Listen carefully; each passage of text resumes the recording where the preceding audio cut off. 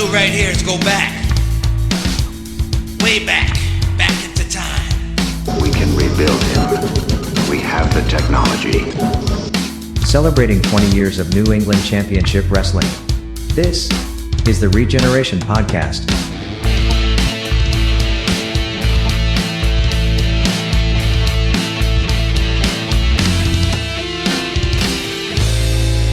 And now, here are your hosts, Sheldon Goldberg, Joe Matarazzo, and Kevin Castro. Welcome, everyone, to another edition of the NECW ReGeneration Podcast, celebrating 20 years of New England Championship Wrestling. Sheldon Goldberg here, along with Joe Matarazzo. What's happening, people? Kevin Castro. Gentlemen and lady. And the lovely and talented Suplex Sweetheart herself joining us once again, Isana. Welcome back. Thank you. Thank you for having me back. You're back by popular demand. Yay! Yeah, absolutely, yeah. But if I had the applause track, I would have played it right there. But anyway, this week we're going to talk a little bit of a little show that happened not too long ago called WrestleMania.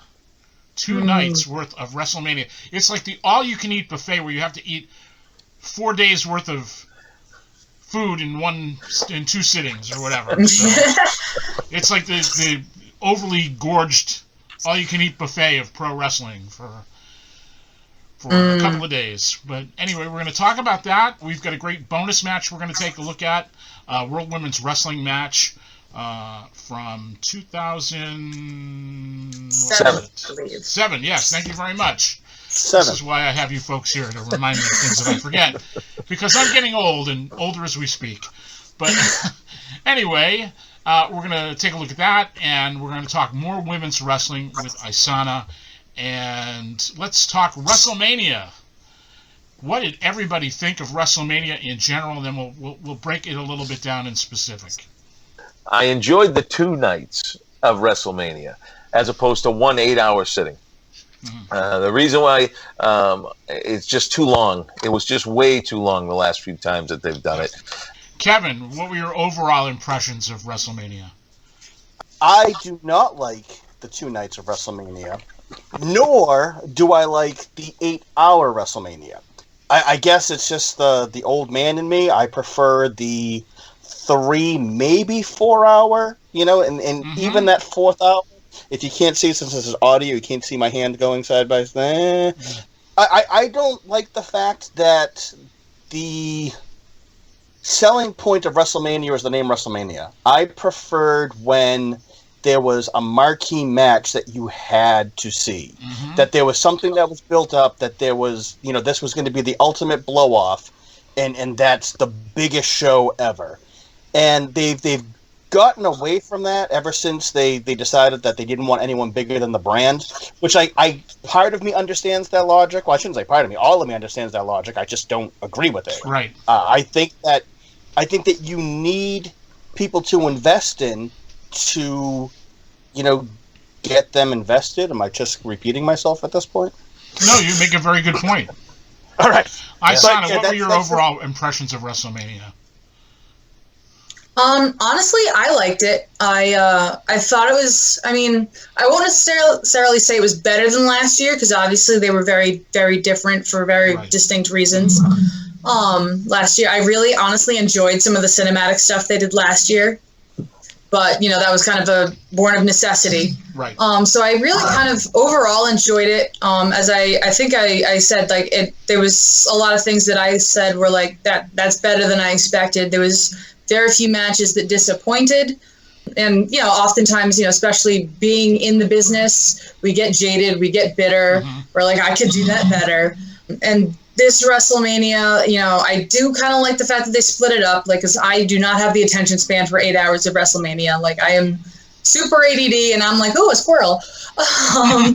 So splitting it up helps keep it in bite-sized bits. Yeah. I also enjoyed the addition of having, NXT, having their stuff earlier on in the week, and it just kind of makes it almost like a week-long build-up to it. Right. And then, I like the fact that you can have 2 main events, basically, where you have night 1 main event, night 2 main event. that really helps you showcase, and to Kevin's point, you could build two must-see matches as opposed to just the one must-see match. Because they have so much going on between NXT, SmackDown, Raw, all the other little tiny things that they're doing. There's a lot of opportunity there, and I think there's too much for them to just stick it in one night anymore. Yeah, it's definitely a situation of quantity over quality, in my opinion. I think Kevin is absolutely correct that sometimes less is more. If you focus on particular things. I thought night 1 was much better than night 2. I'm not to say that night 2 was bad, but night 1 was capped off by Sasha Banks and Bianca Belair, which was tremendous. And oh my God, it's so good. What was tremendous about it, in my opinion, is she had me at the very beginning when they were doing the introductions, Bianca Belair almost cried. It was the you knew emotions. what you were seeing was absolutely 1,000% real. And that hooked me. I said, whatever they do at this point, you know that it comes from the heart. You know that they so appreciate the position that they're in, and they're going to go all out. And I thought that was great. I thought that was the highlight of the whole weekend. And the Bad Bunny match was better than it had any right to be. I think we all agree on that. Yep. But I think the idea that a 140-pound rapper can beat The Miz, who was not too long ago the world champion, a little bit of stretching the imagination right there. But nonetheless, that match delivered big. It was nice to see on night 2 Cesaro get a win. There's a guy who's so underrated. He's so great. Yep. And they had a great match, he and Seth Rollins. They've got a really talented crew. You can't argue the level of talent in WWE. I thought the night 2 main event was disappointing to me, not because of the match or the work, but the result. I didn't think that they needed to have Daniel Bryan there. I thought a 3-way was a little bit of overkill. God knows why they did that. They kind of messed up the whole dynamic between Edge making his comeback after having to sit out almost 9 years. He finally gets a shot at the world title, and they throw this other curveball in with Daniel Bryan, who's a great athlete and performer on his own. I just think it's funny, though. You figure, how many years ago was it when everybody wanted Daniel Bryan in the main event and they just refused to do it? It stole the thunder from Edge. I mean, the story was really Edge and his comeback. But depending on the story, though, because if you look at it, we have a story of a guy who hadn't wrestled in 9 years, came back, wrestled 2 matches, got hurt, came back, main event at WrestleMania. This is true. I mean, to be fair, the kind of the story of all 3 of them was that they overcame huge obstacles in order to come back to wrestling. Leukemia, concussions, broken neck. I mean, I think that might have been the story they were trying to tell. I was just going to say that. It was only a few years ago. We didn't have none of these guys in there. Daniel was out, Edge was out, and then Roman went out. And I mean, who would have thought that with what they had to face, just like you just said, that we'd have all 3 of them in a main event at WrestleMania? Yeah. Kind of a testament of the grit that they always talk about, that they all had to get back into that ring and overcome bigger obstacles than they've ever had to face inside the ring. Yeah. Roman Reigns. I will agree with Sheldon, though. Yeah. I do think Daniel Bryan didn't need to be in there. I would have much preferred it just be Edge and Roman. Right. But I think I see where the story they were trying to tell.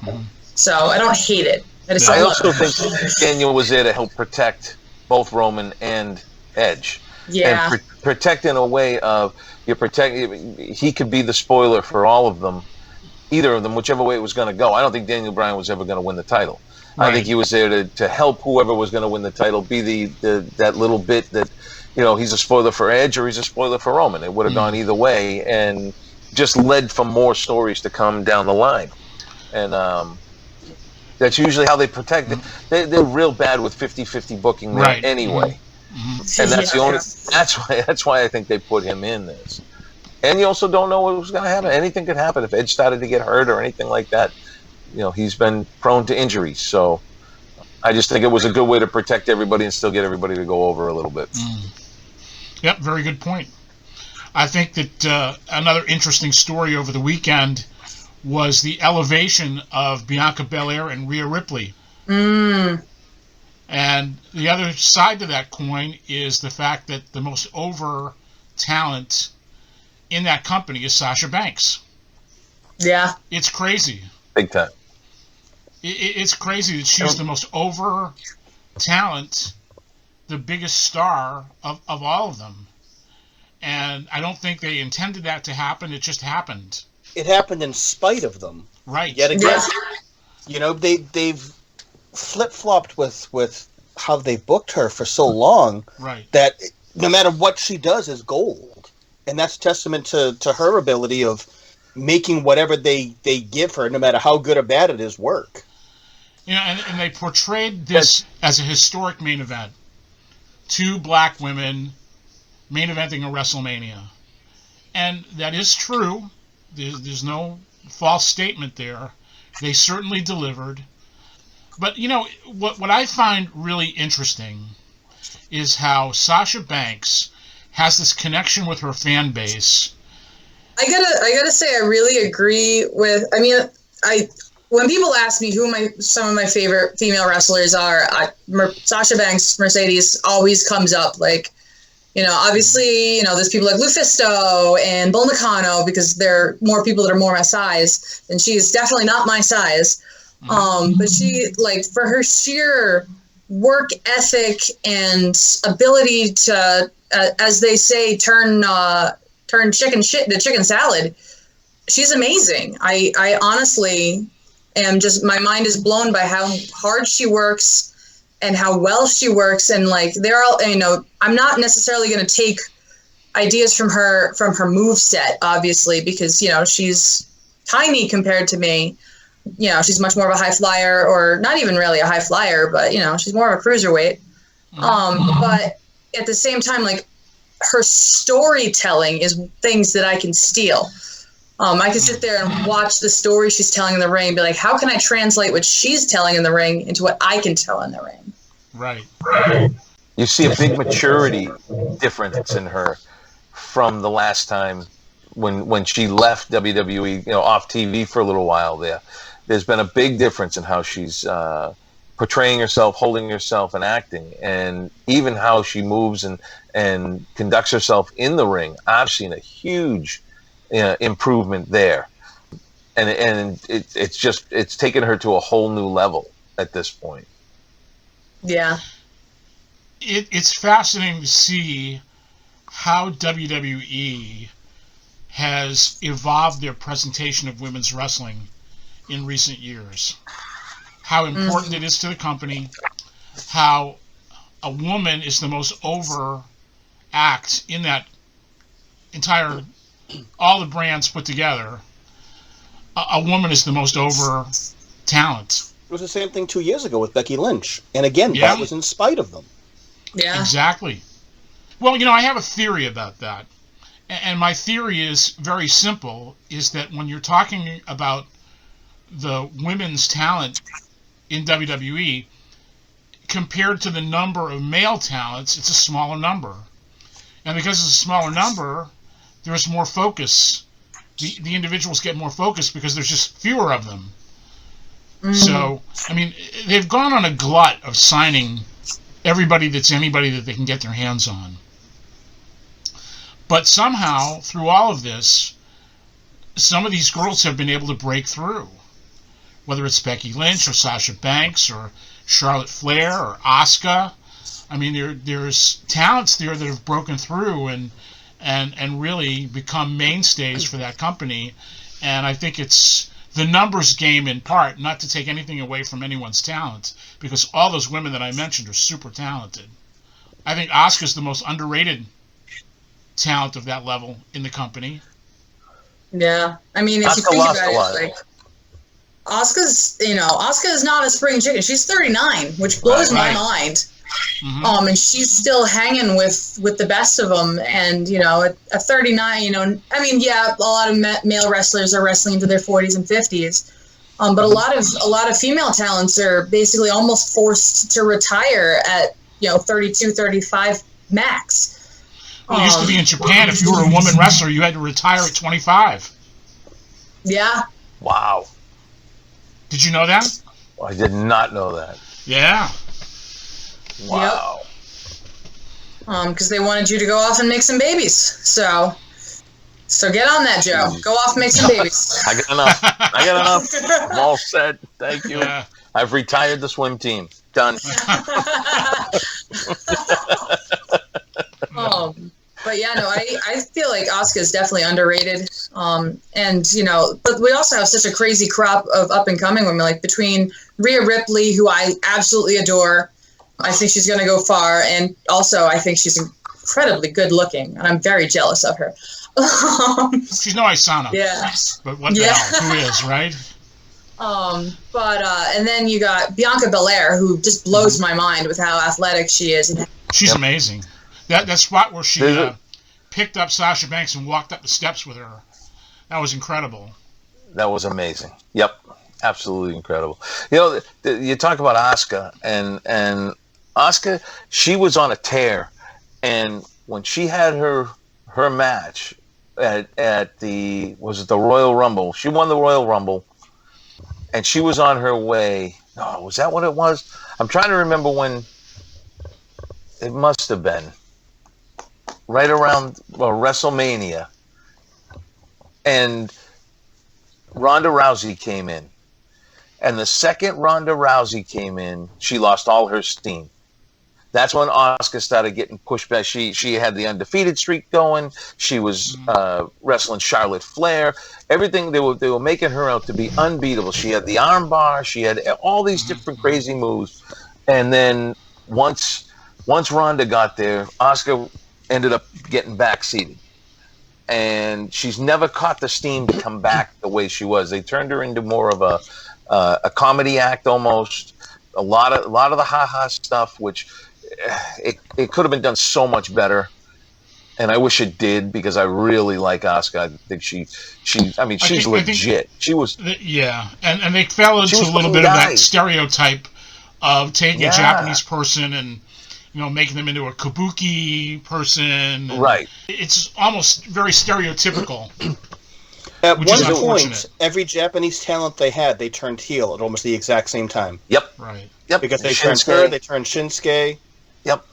Yeah. And that's what it was. It was the Royal Rumble when they both had won. And then Ronda had come out. And then once Ronda left, she couldn't get her steam back. She finally started to get something going. But it's never been the same. And Asuka was last year's Raw MVP. Right. I thought, you know, with the no fans, I thought that she was one of the most entertaining people they could put out there. Yeah. Between how animated she was and how boisterous she was.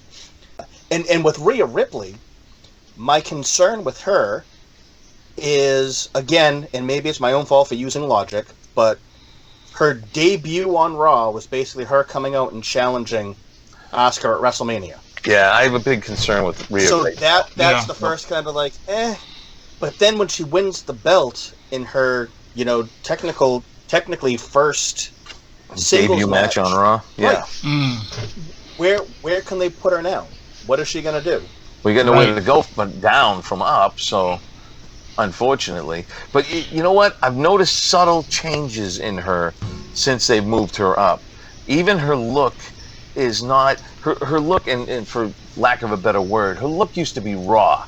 It was that underground, you know, punk rock look to her, and it was badass look in NXT. And it looks too polished. It looks too glam rock. Yeah, it looks. There's a little too much slickness to her hair. The eyes are a little too made up. It's missing that grittiness to her, and it almost looks forced. And not to mention, she's starting to get that she's definitely overproduced right now, because I think you can see it in the way she moves. She's hesitant in how she does things. And what I'm afraid of is she's going to end up with the Keith Lee syndrome. And where's Keith Lee been? They brought him in. He beat Randy Orton in his debut match when he came to the main roster. And where's he now? We gotta get him back and get him re-upped again. We gotta fix him. And I'm afraid I just don't want to see her go down the same road because she has so much potential. When you see her in the ring against most of the other girls, she's head and shoulders like legit above everybody else. Right. She looks like a woman compared to some of the girls. And you put her in there with she had an incredible match, probably the best match last year at WrestleMania against Charlotte. The two of them in stature looked like they were going to be able to hold each other, and they put on one hell of a show. What a match they had. Like I said, I think it sold the show last year. And so I don't want to see her fall into that pit where she could be, too much too soon. And they're kind of setting her up for that right now, and I'm afraid for her. Well, they treat talent like commodities when they get to that main roster. Yeah. They stop being wrestlers and they start being commodities. This is the thing that confuses me, though, as far as that, right? So let's say that I go around the country and I find all the best sushi chefs in the country. And I offer them more money, and then they're going to work for me at my restaurant. So now I have all the most talented sushi chefs in my restaurant. And then I expand more, and I grab all the most talented sushi chefs in the world, all in my restaurant. And then I say, okay, perfect. Now that I have you all here, make cheeseburgers. It makes no sense. You're bringing in these people and then changing everything that they do into something completely watered down, or very few people stand out now. Unless you're a Roman Reigns, unless you're a Sasha Banks, unless you're, Bianca Belair. Everyone else just sort of falls into, it's not even a mid-card. It's just a clump of people. Yeah. I would absolutely agree with that. When you also got to remember that the man in charge, the almighty one in charge, has to create you in his image. And it's his image of what he sees you. All of a sudden, you have a plumber, you have a hockey fighter, you have a goon, you have it's what he sees that he wants. But it's at least not what you've done. But at least when you were a plumber, a hockey player, or a garbage man, you had some sort of personality. You had something that separated you from everyone else. Now it's just cookie cutter. You could take a Matt Riddle out and put Buddy Murphy in, and in mid-match, and hope that nobody notices. And it's plug and play at that point. No, you make a good point. You make a very good point. WWE has become a company that does not need to draw to survive. Right. The things that they are doing, it doesn't make a difference. You and I could wrestle each other at WrestleMania. They'd make the same money as they would with whoever they have. It doesn't make a difference. They have the same build-up. They're not catering to the fans anymore. They've made $3 billion deals in the last several years. So tell them he's doing something wrong. Guarantee. Well, They're basically going to guarantee. They don't, ratings. Sure, they mean something, but they really don't mean that much. Let's take a look at night one. They had, how long was the rain delay? About 30 minutes. Yeah. Did you see how much they exposed their talent for not knowing how to cut a promo? Oh, With the exception of a handful. Well, I'll tell you what, I love that. To have them come out there and cut unscripted promos, it was dynamite. If you can do it. But there were guys that did it. Absolutely. I love watching Seth Rollins. Oh, yeah. Yes, absolutely. Braun Kevin Strowman? Owens, yeah. No. They Strowman, no. They exposed him, of not knowing how to think on his feet. Right. See, it's funny because I didn't even remember Strowman until you said it. I remember Lashley. And Drew. I remember them because it was getting heated. They wanted to go right then and that fire, that energy, you could feel that coming through the screen. That was good. Kevin Owens, I mean, if you just put a mic in front of Kevin, he could talk to a wall. He wouldn't care, and he'll probably get the wall to smile and be entertained. So that kid's just gold. You know, for a kid who learned how to speak English by watching wrestling, which I think is hilarious. It's a great story in and of itself from him. That's how I learned.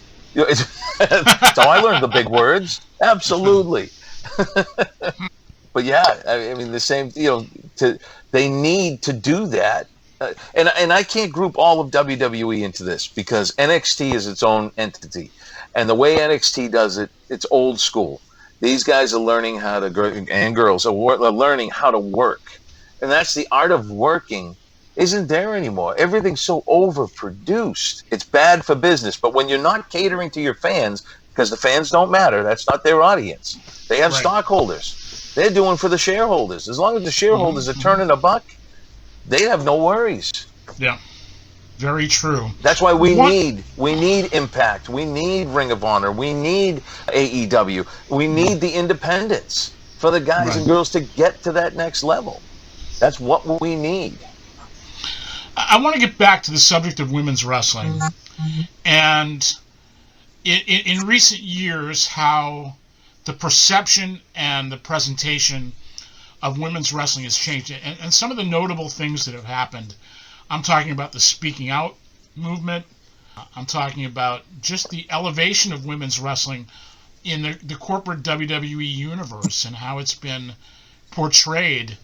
You've got a top executive in Stephanie McMahon, and they have gone in a very, very different direction from the bra and panties matches and the divas and so forth to actually trying to present women wrestling as wrestlers. And all those things, when you lump them all together, are positive. But Isana, I want to get your thoughts about all of this. Yeah. I want to get your thoughts about how it trickles from the top down. I mean, it definitely, I think it's kind of been both ways, in that it's come from the bottom up and the top down simultaneously, and then we're meeting in the middle. There's been a lot of grassroots, just movements to, get women more involved in wrestling and to, showcase women on the independent level. I'm trying to figure out how to politely phrase it, but WWE caught a sniff of it and went, "Oh, that sounds marketable." That's what they do. They're a marketing company. Yeah, and they, coming from where I've come from, at RWA, like every other day we would do something, and then next week we would see it on TV. Like, I know that WWE has to pay people to watch tiny companies and steal their ideas, and they saw tiny companies that were starting to portray women's wrestling, and they're like, "That's an idea. Let's steal it." And they ran with it. But it's not a bad thing. Women are finally starting to be respected as the athletes that they are. And we've had a lot of good athletes in that, diva era. But, you had to also look good as well as be athletic. And now they're starting to accept, maybe you're not a petite blonde with a big chest, Maybe there are more body types and body sizes that you can be and still be a badass. Me, for instance, I'm certainly not a petite blonde. But, I still get, my inbox speaks for itself. I still get plenty of attention. So it's just a matter of showcasing women and realizing that, there are many different styles of male wrestling. There are many different styles of female wrestling. Right. And people are starting to get more comfortable with accepting women as the athletes that they are. And, between speaking out and which, has had a lot to do, just women that, were trained and abused in that, as they're coming up, or not necessarily even abused, but, taken advantage of as they're coming up, which, thankfully never happened to me in that sense. None of my trainers were ever, honestly, if we're going to be honest, a lot of my trainers were like, if you ever have any problems with sexual harassment, come right to me. And I was the one doing most of the sexual harassing. I was the one busting all the balls. So. Okay. Not to say that it was truly harassment, but I was definitely the one making the raunchy jokes. That's for sure. Okay. A lot of girls were taken advantage of by trainers and stuff. And, that I've seen a lot of people that, especially with the speaking out movement, were completely jaded from wrestling, and I hate that that's happened. There's even after, more recently, like some more stuff came up, with Joey Ryan trying to run a show, and people were like, I hate wrestling like this. And I'm like, you can't throw away the whole thing for one or two bad seeds. Like, I mean, yeah, they're really bad seeds, and yeah, we need to do something about it. But wrestling is so much more than that. Right. Well, Joey Ryan's been pretty much run out of the business. Yeah. Well, we have thought, and then he tried to run a show last month. Yeah, but something? He got run out of the business again. I would be willing to bet that if Tony Khan didn't pull his talent off that show, that people would still be working. That show would have gone on, and people would have still, regardless of what they felt about Joey Ryan, if there was a payday, they would have done it, because unfortunately that's wrestling. Well, there's a point to be made there. Yeah. I mean, speaking as someone who was promoting women's wrestling before it was fashionable to do so, and many times in spite of the people I was in business with, I saw the potential in it a long time ago because it was something that nobody else was doing. And sometimes the best way to stand out is to do something that nobody else is doing. I mean, why can't you have women in angles and programs? Why can't you, promote women just like you'd promote men? Why not? It only is common sense. It doesn't take a rocket science to figure out that, hey, if we apply the same principles to this body of talent as we do to the male body of talent, then maybe we'll get similar results. The biggest problem for us with World Women's Wrestling was the talent pool locally. If my partners at the time had wanted to really invest in it and bring more girls in from out of the area, it might have been a different story. But we were a local company trying to promote wrestling locally, and we wanted to use local people.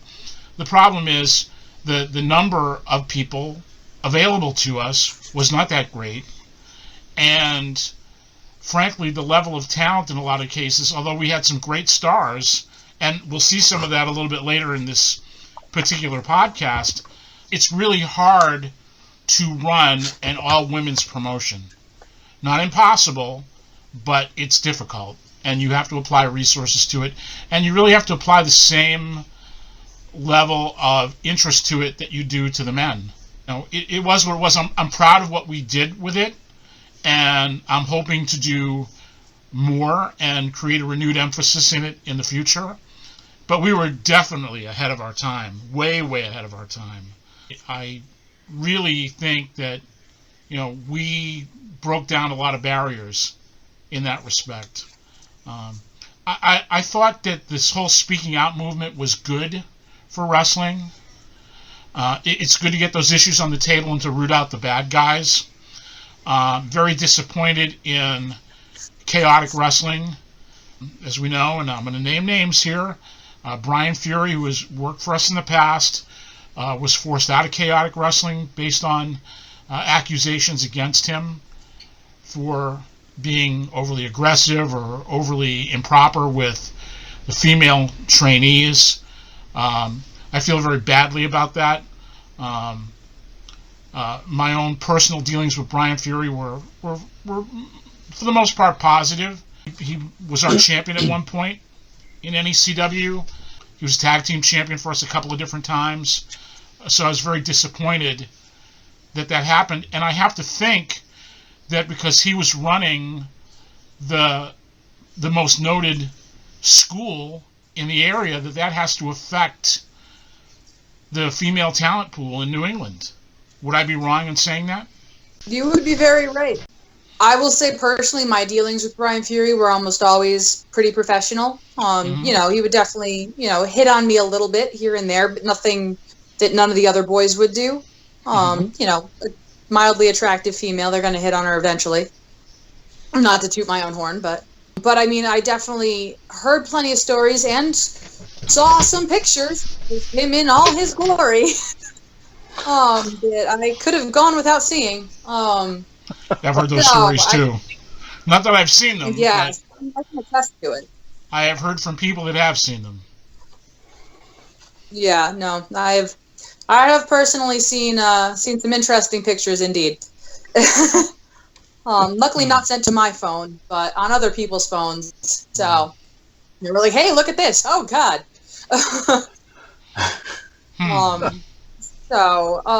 But like, I mean, and honestly, that one kind of hurt a lot because I liked Fury. He was always very, very kind to me, and like he was a very intense person when it came to training, probably a bit too intense, and not necessarily very welcoming to people that might be a little bit slower on the uptake. But, you know, when it came to professionalism, with at least involving me, he was always a great guy. So that one hurt, but it wasn't a shock either. Well, it hurts the area.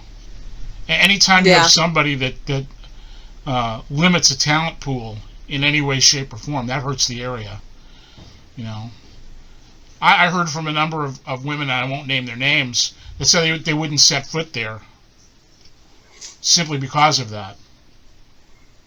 Yeah.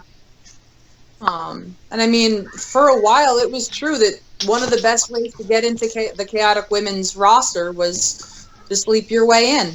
And that's a fact. I can say that's a fact. And I've never chosen to take that option. I've been given that not at Chaotic, but I've been given that option at other companies. And I've chosen to not take that option and rather let my work speak for itself. And if I'm not booked, I'm not booked, and I don't care. I'm going to get booked somewhere else. Well, there you go. Yeah, good for you. Yeah, absolutely. So, and wrestling should be a meritocracy. It should be, you know, how good you are in the ring, not outside of it. Exactly. And, you know, I'm definitely not the best female wrestler that New England's ever produced, not even close. But, you know, I don't hurt people, so that's a good start. And you can hold your own. Well, we're fond of you, so, you know, that's something. Yeah. That is something. Right.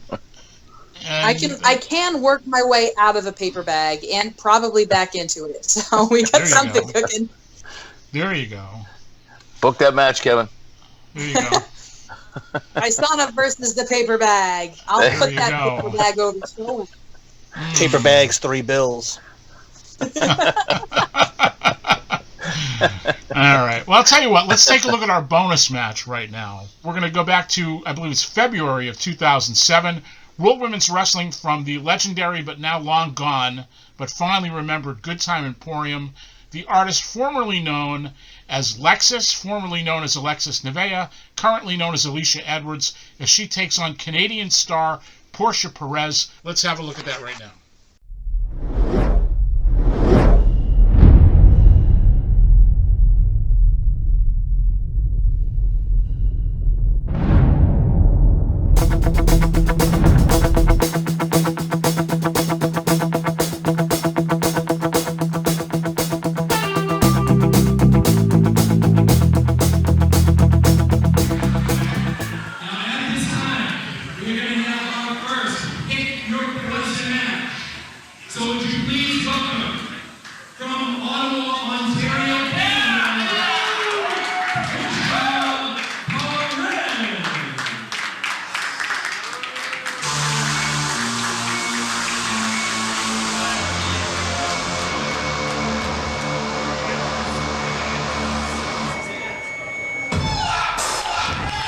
The Canadian superstar Portia Perez makes her way to the ring as we get ready for the first of our 3 Pick Your Poison matches. And the way this works is Portia Perez, Jana, and the Triple W champion Tanya Lee will draw at random their opponents from Mickey Rox, Ariel, and Lexus. So Perez, Jana, and Tanya Lee do not know who they are going to face. They are going to choose their opponents at random.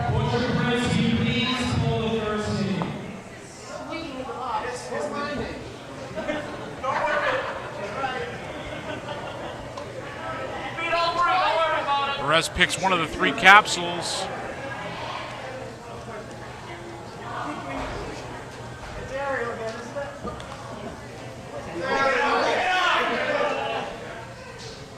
And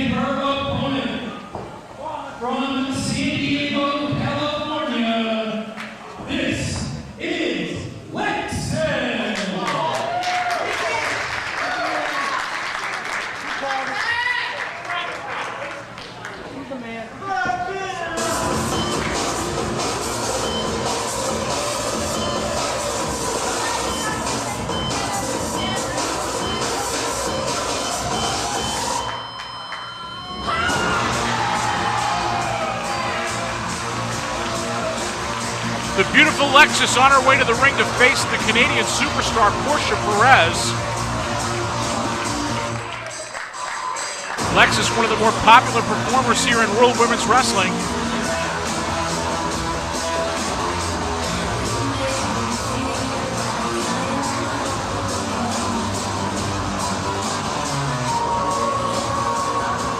Should be an interesting matchup here.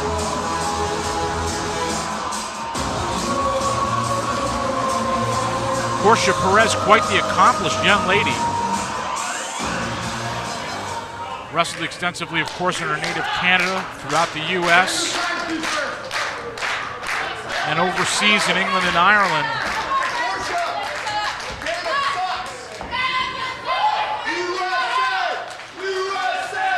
USA chants going up. Portia Perez arguing with the ringside fans over the merits of Canada. Well, I won't cast any aspersions on Canada here.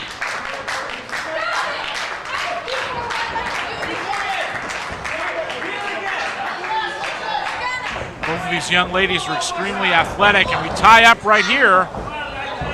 Referee Rich Bass looking on. Perez backs up Lexis into the corner. Referee Rich Bass calls for the break, and Perez breaks clean.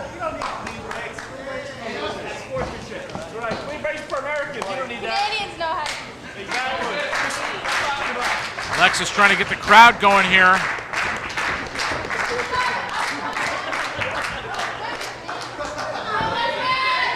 Once again, Perez engaging in a debate with the ringside fans here.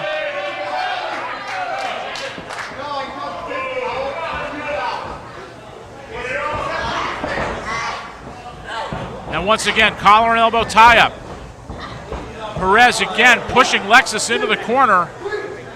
Rich Bass once again calls for the break, and another clean break by Portia Perez.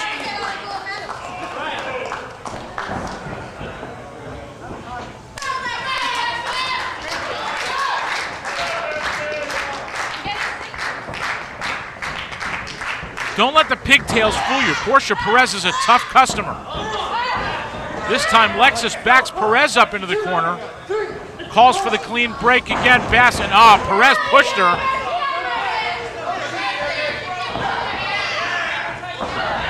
And Alexis just goes after her. Alexis backing up Portia Perez with forearms.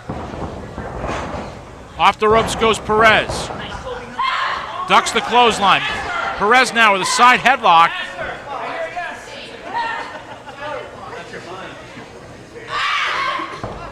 And Alexis winds up the arm.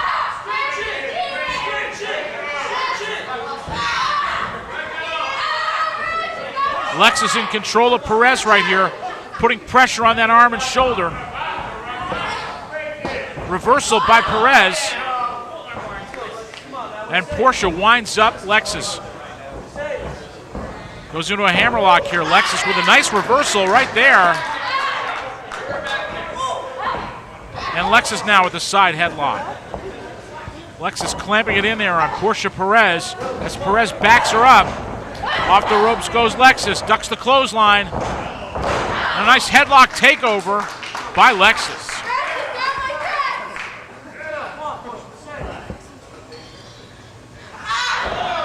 Perez reverses into a head scissors. Perez with good position on this. And Lexis kips out of it. Nice work by Lexis.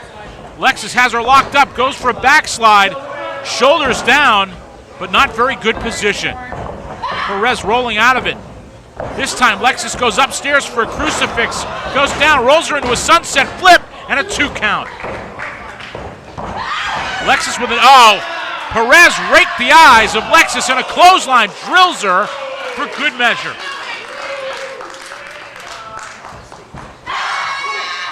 And a blatant choke on the part of Portia Perez. Perez dipping into the dirty tactics now against Lexis. Choking her blatantly over the middle rope. Referee Rich Bass telling her to break.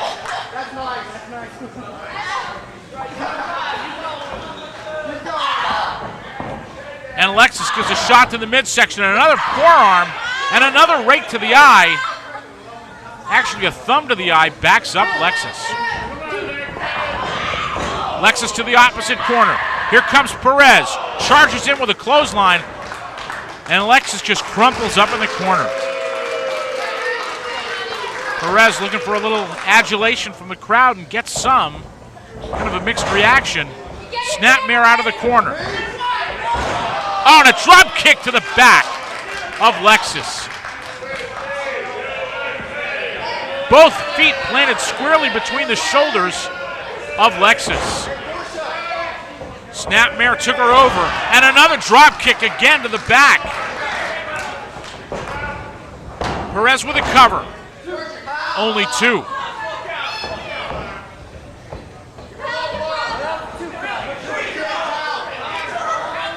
Perez firmly in control here. Alexis trying to fight her way up from her knees. And a knee to the midsection. Cuts off Lexis. Perez picks her up. Drops her with a side slam. That's going to jar that already injured back. And Perez sets herself on the second rope. Misses that senton. And Perez gets a butt full of canvas for her trouble. Both women trying to come around here. Alexis slowly comes to her feet. Perez follows. Oh man, Alexis just tagged her. And again. Oh man, Alexis just ran right through Portia Perez. Here's a cover. 2, and only that.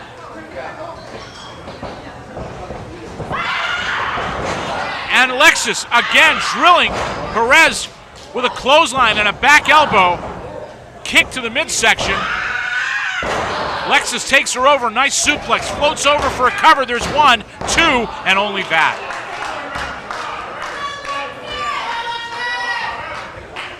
Alexis now with the momentum here on Portia Perez. Oh man! Portia just dropped her face first. Here's the cover. Only 2.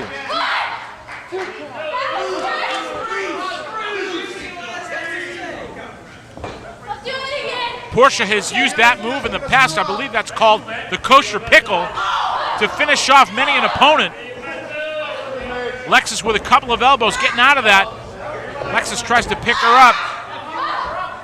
Alexis has Perez on her shoulders. Nice Samoan drop and a cover by Alexis.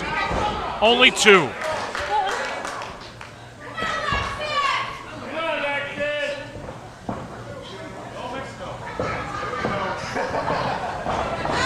For evenly matched contest here between these two women.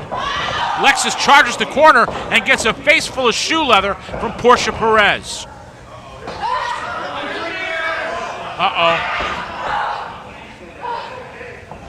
Perez pushed into the corner, takes the turnbuckle in the midsection. There's a Northern Lights suplex, there's a cover, and that's it!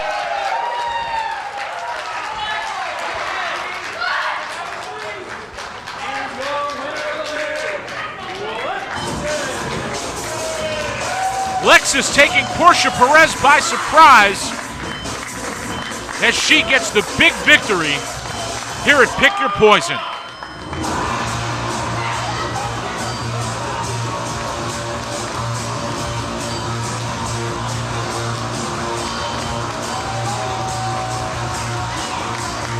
Alexis being congratulated by the ringside fans, and deservedly so.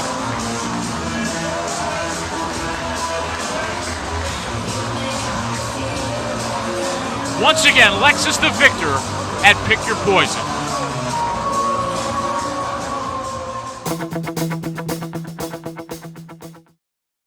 All right. Let's start with the lovely Isana. What did you think when you watched this? Honestly, Yeah. My first thought as I was watching this, and I was watching this while I was waiting in line to get my COVID shot today. Okay. And So I'm sitting there, and everyone's milling around waiting, and I'm here watching wrestling, and my first thought was, wow, how much wrestling has evolved since 2007. I'm not going to say that it wasn't a good match. It was a good match, and it was a solid match, but it was a simple match, which isn't necessarily a bad thing. But at the same time, I feel like people would probably, I honestly feel like Alicia now would poo-poo that match now. If she would say, no, that was too simple, you should have spiced it up. But at the same time, back in 2007, that was wrestling. Simple still worked back then, and we didn't have people that were, we had people that were smart to the business, but, not as much. And, you could still get away with a lot of the tropes that you can't get away with now. And it almost made me nostalgic for when I first started coming around wrestling, and, different things that I see that I don't see anymore because they've been done to death at this point. And, maybe they'll make a comeback at some point because everything old can be new again. But, right. Different things like clapping to get the fans involved. That's something that I was trained at. Like they when I was training, like, don't clap to get the fans involved. The match was very, very still, especially the back end. There was not a lot of reversals. It was a lot of like bam, bam, bam, move into move into move, without a lot of like interspersed transitions, which, worked for that time period. Now you have to do like 1.5 million things to get to point A, and then 1 million to get to point B. And I almost missed that simplicity and that comfortable level of being able to just go out there and just beat the crap out of someone. Were you familiar with Portia Perez? I've heard of her, but that was the first time I've ever seen her. So I honestly, I enjoyed what I saw, and I flinched every time Alexis threw a punch, because I've been on the receiving end of them. Yeah. And they are intense. But, there was still, and how far along was Alexis? Alexis at that point, right. in wrestling. It was probably not that far into that point. That's right. She was not that far into what she would become. Portia Perez eventually got out of wrestling due to injuries. She had to stop working for us because she had too many border crossings from Canada and couldn't get over the border. She went on to work for Shimmer and actually became their booker. Oh, wow. Yeah, she actually became a booker. She really impressed me. Not just her work in the ring, but she impressed me because here was this little girl who would go anywhere to wrestle. I think she wrestled in all kinds of crazy places. I think she went to Iceland once for a match or whatever. Yeah, she would go anywhere. She was like fearless when it came to traveling and so forth, much ahead of her time in that respect. So I really thought she was a nice girl, and she was a good talent, and was sad to see that she had to prematurely retire due to injury, but glad that she was able to keep her hand in, so to speak, behind the scenes. So that's the story of Portia Perez.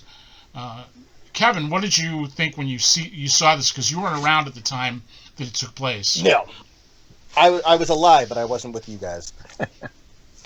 Immediately, the charisma and the ability to connect with the crowd when Lexus came through the curtain, that was, of course, the first thing that I noticed.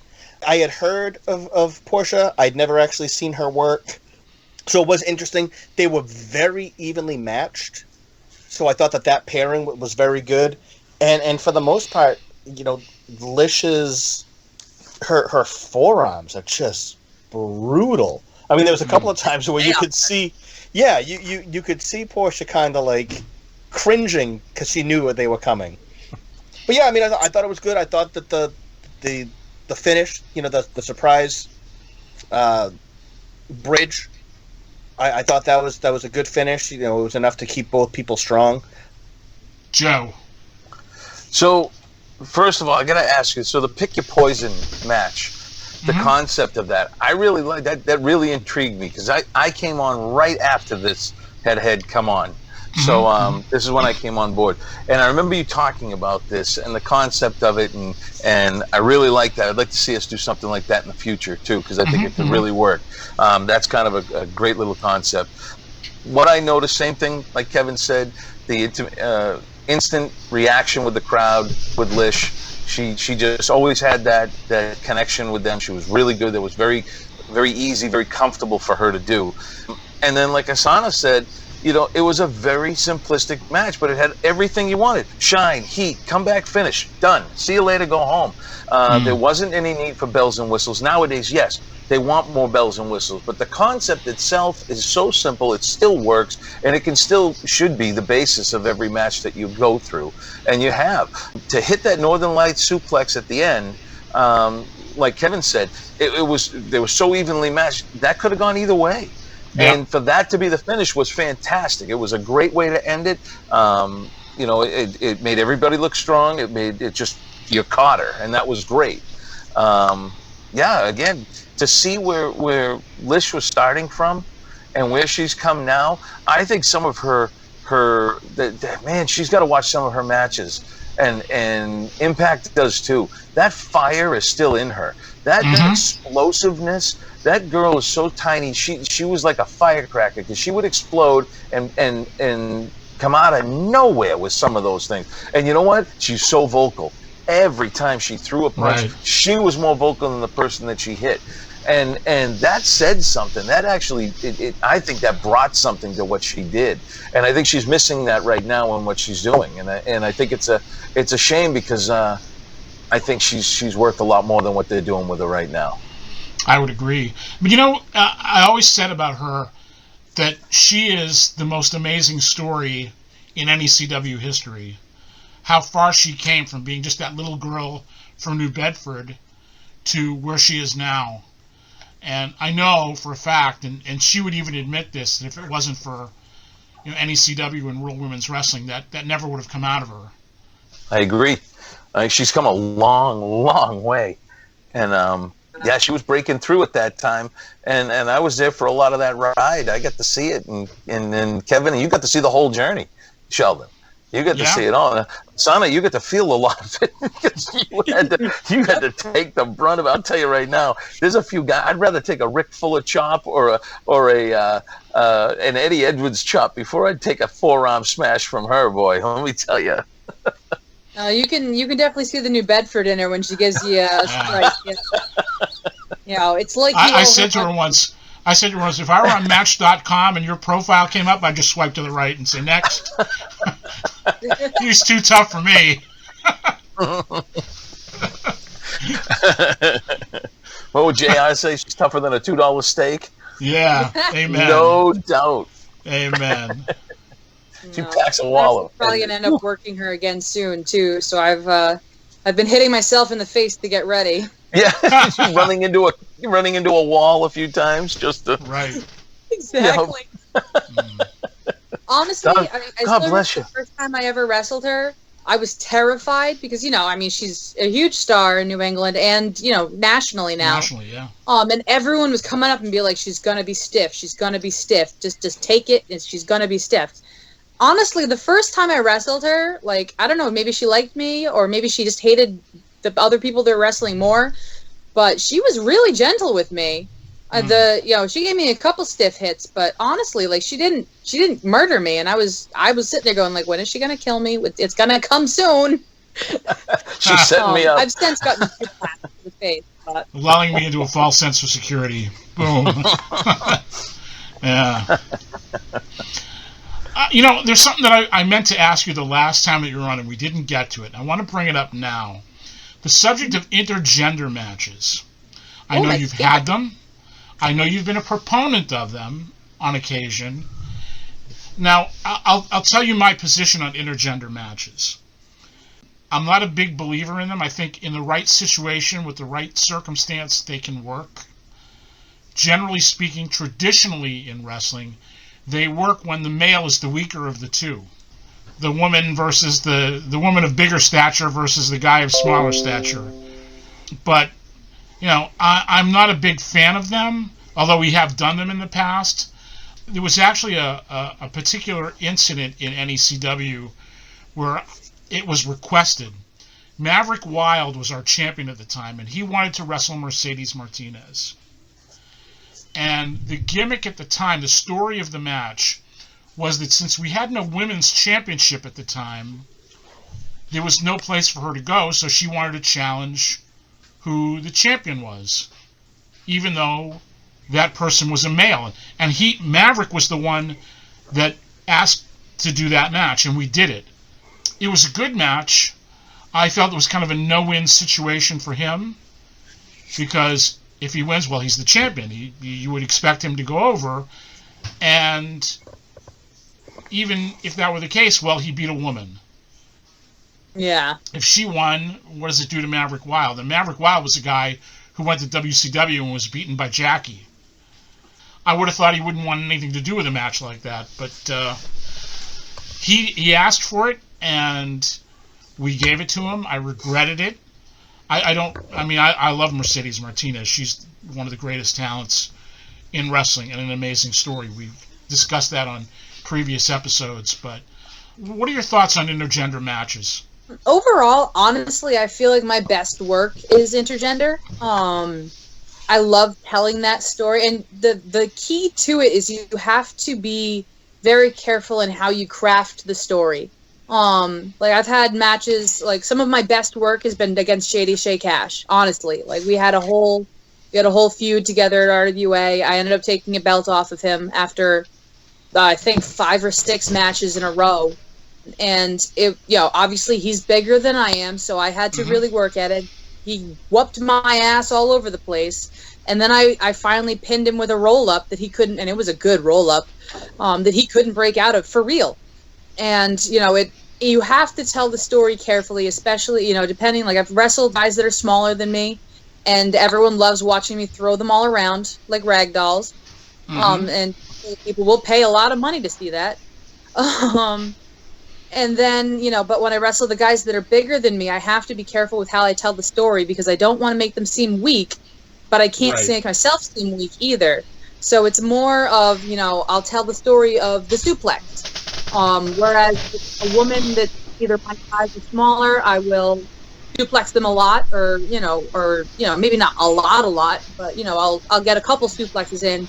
Whereas with a guy like Shay's size, obviously I'm going to be working towards getting maybe one suplex in, and when I finally get him off his feet, it's huge. Yeah. So it's really, really about how you craft the story. You can't treat it like a normal match. It's not as quite as into the realm of gimmick match but it is a gimmick match. But it's not quite in the realm of gimmick match like a hardcore match or something like that, where there's like crazy stipulations. You're still telling a basic story, shine, heat, comeback, finish. But you really have to think about what you're doing to tell that story, and make sure you're telling it right. But it is one of my favorite stories to tell, because it's similar to a David and Goliath match often. You get someone tiny, I'm trying to think of someone of average stature, or so you get Kofi Kingston versus that new Omos guy. That's going to be a very similar story to what I would tell against Shay Cash. It's going to be a David and Goliath match. I get it from one standpoint. If you're a woman and you're wrestling in New England, your choice of opponents, at least locally, is fairly limited. And so as a wrestler, you want a diversity of opponents, because that's how you become a better talent. So, wrestling men, you can make a strong case for that, because it's expanding your options in terms of people you can work with and people you can learn from in the ring. I get that. As a promoter, I think it's, in a lot of cases, it's lazy booking. I'll spend the money to bring somebody in if I need to do that. At least that's my opinion now. I mean, there were times when we couldn't afford to do that, so, that decision was made for us. But I want to ask Joe and Kevin what they think about this subject. And I'm going to start with you, Kev. as someone who has partaken in intergender wrestling, it's not in my top 5 of and again, it's the storytelling. I think that if it is, regardless of size, if it is a babyface female against a heel male, it will work because, as you were saying earlier, if the male wins, it's more heat on the heel. If the female wins, it's more heat on the heel. I don't want to say that women can't fight men, because they definitely could. It's just that I don't know. It's not, I know as a promoter, yeah. I don't want to encourage man-on-woman violence. That's one thing that as a human being, I don't want to do. Let's take it from a different perspective. Would you watch UFC if it was a man versus a woman? No. It would have to be the same weight class. So there would be more parameters than in pro wrestling. Mm-hmm. But do you think that people would watch that or be entertained by that? I don't know. I don't think so. That's just my opinion. Joe, what do you think? Well, I'll answer the UFC thing. I don't want to see that. I don't want to see a fight between a man and a woman. That's not my thing. Now, when you talk about wrestling, I mean, why am I voting? Why am I rooting for a woman in a movie to kick some guy's ass that's been on her and treated her bad or whatever it is, and she finally gets her chance to knock him out? Why am I voting for Jamie Lee Curtis to go after Michael Myers and actually get him at the end because of the amount of torture that she was under from him? Why am I fighting for the underdog there? Why am I rooting for him? I see them as different. There's a difference. There's an entertainment factor with a competition involved, as opposed to there's a simulation as opposed to a real like a UFC fight. I see there's a clear difference, and I think when done correctly, like we said, and it doesn't necessarily have to be the manager and the female wrestler. It doesn't necessarily have to be that. I mean, we've seen valets in the past, someone like Sunshine or Stella Mae French back in the world class days, that have gone after the managers and even some of the wrestlers themselves. And I mean, you wanted to see that because of the way that they portrayed what the women were like back then. It has to be done the right way so that how can you say that a fight between a man and a woman could be classy and tasteful? You can't, but it needs a story. I think that's what it comes down to. The story needs, right. It can't just be done just for no reason. There has to have some kind of an equalizer. Like, Isana, you've been in tag matches where you've been 6-man tag or 6-person tags, I want to say it right, where you've been with a tag team and you've been there to offset the other side because there's a female on the other side of the tag team too. And that makes sense. There's a story. There's a reason why you're there and involved. Mm-hmm. That's the key to it. I don't want to see Ronda Rousey go after Conor McGregor because Conor called her a name and she thinks she's being, besmirched. I don't want to see those two fight.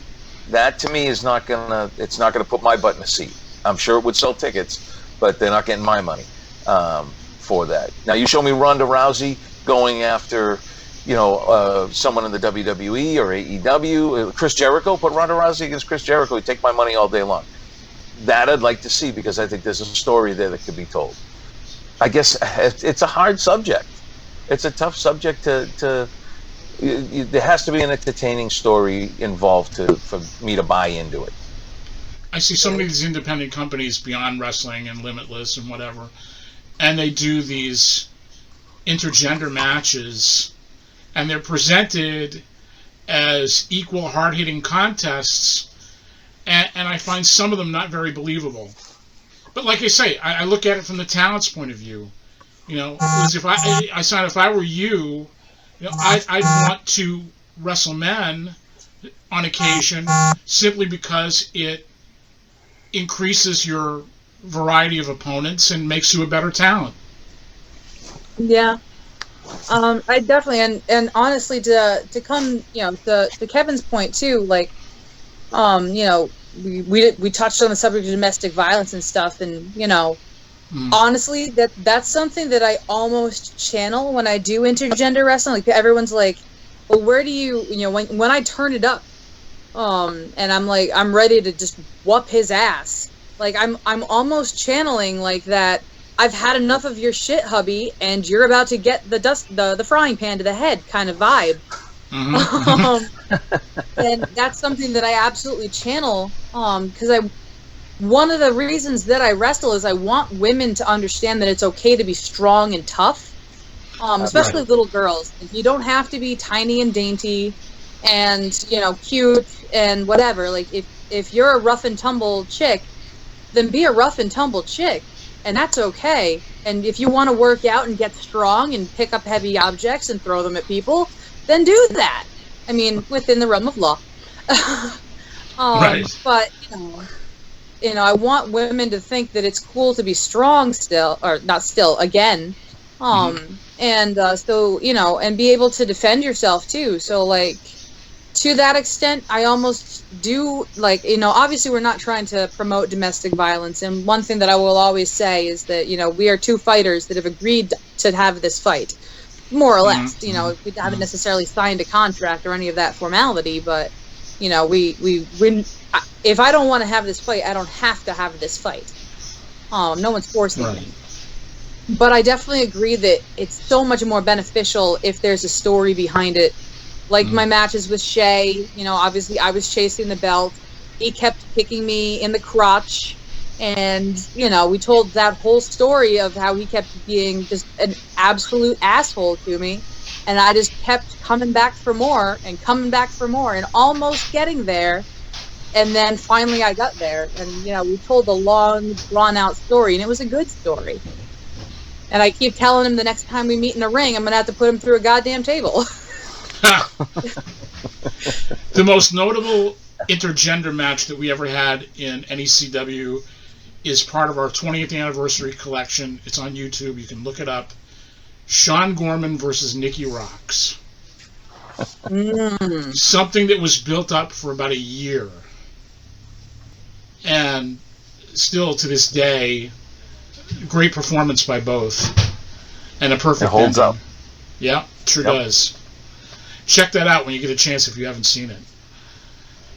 I think definitely will. When we end up putting this together, I'll put that match on the end screen, so there'll be a link at the very end. Have you ever had any negative experiences in an intergender situation? I'm trying to think, because I feel like I have, but nothing's jumping out at me right now. But I've definitely had, like, one thing that I can say that I don't like is, especially like the heel, the male heel being like, oh, I'm not going to hit a woman, or the getting down on one knee and asking me to marry him thing, like, just really playing up the gender disparity. Like, obviously we want to address the gender disparity. Well, not even disparity, but the gender differences. But, just making it so hammy and, really just making it degrading almost. That's something that's happened to me. And I don't like that. Respect me enough to know that I'm a fighter. And, just because I happen to have, different anatomy doesn't mean I'm not a fighter. And we're in this to fight. So let's do this damn thing. And although on the flip side, one thing I have always wanted to try was to be such a heel that the fans are actually rooting for the male who hit me as a babyface, which would be a lot of work, and I would have to be one hell of an asshole to do it. But it's a story that I've always wanted to be able to tell. I don't know if I'm talented enough to do it, honestly, but it's something that hopefully someday I will be able to do, where I can just be that obnoxious that the fans are finally, like, when he punches me in the face, they're like, finally, let's do this. All right, knock her out. So I think there are still plenty of stories that are left to be untold, but I've never had a particularly bad experience with intergender, just mostly a couple instances of people not really respecting the situation. I think the only real bad experience I ever had was one time I was doing a training match with Suplex, and Ryan Waters was watching it, and we decided we'd wrestled so many times in training matches. We were like, we're not going to do the gender thing for once. We're just going to wrestle. He just wanted to push me and see what I could do. And then Ryan Waters got real mad. He's like, you should have played up the gender stuff. And I'm like, we've already done that. So that, that kind of left a sour taste in my mouth. But it is what it is. And I mean, he hadn't seen the fact that we'd done it a million times, so I get it. He wanted us to tell a gendered story, and we were just like, this is our 9 millionth time wrestling each other, not on a show. Let's just have fun. How would you assess the female talent in New England right now? That is a loaded question. We got a lot of diversity right now. I think, as I mentioned on the last podcast, I kind of came up almost between two classes, so to speak. Right. We had like the Deviants and the Sea Stars. Now we have the Tex and the Paris Van Dales and Little Mean Kathleen, Sarah Tellier. We honestly have a really good new crop of women. Things are looking up, I think, especially now with this new crop of women that are coming out. I've been a huge fan of Big Judy, who is coming out of Western Mass. Just putting her on your radar real quick. There you go. That's fine. Those suggestions are quite welcome. Oh yeah, no, she's definitely one to watch. She's killing it. She's busting her ass, and she's got so much charisma. It's wild. I'm actually wrestling her this Saturday, and I'm really looking forward to it. And that's for Kevin Landry, we right? have a really through Landry. Yep. We have such a good crop of women coming up right now, and I do fear some of them are going to get jaded too fast, and that happens to the best of us. But I mean, I've been fighting being jaded for so long because I kind of came up in a situation where I didn't have a lot of people on my side, so it's been tough. But I think between them and then we have Nicole Matala. I would love to get back in the ring with Davian again, whoop her ass a little bit, because she's given me plenty. There's a lot of names that I would like to wrestle in New England still, and people that I know I'm going to be married to that I'm not mad about. Juicy. I had someone joke, "You're going to be married to each other," and we were like, "That's okay. We'll take this show on the road and do it everywhere." All right. Well, I think that's going to do it for us this week. Once again, Isana, you've been a wonderful guest. We will most definitely do this again before too long. We very much enjoy having you with us. And we'll see everyone next week. For Joe Matarazzo, Kevin Castro, Sheldon Goldberg, thanks again, everyone, and we'll see you next week. The Regeneration Podcast is a production of New England Championship Wrestling. To send us questions, comments, or feedback, email us at regenerationnecw@gmail.com.